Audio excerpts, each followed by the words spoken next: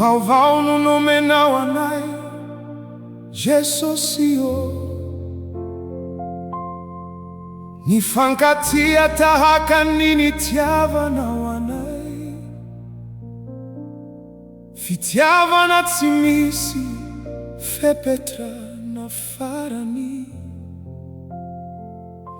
Mamirapiratra ao ampo sy fanahy. Ny fitiavana no lalana mitondra fiainana. Manasitrana ny ratra sy alahelo.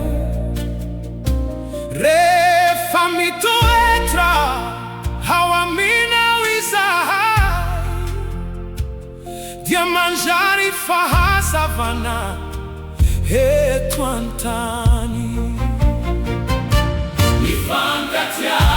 Mifankatiava, Izany no famantarana anay. Fampianatrao izahay, Jesosy Rehefa mifankatia, tiavany namanao, tahaka nitenanao. Aza mitsara fa mamela foana ao amin'ny fitiavana.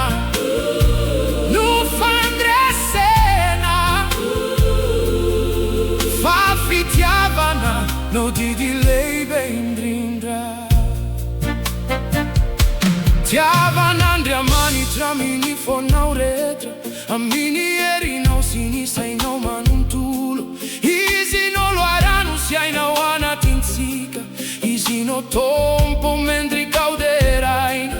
Ary tiavan'iray aman-dreninao. Fa izy ireo no fanomezana avy Amin'ny. Hifankatiava, Amin'ny,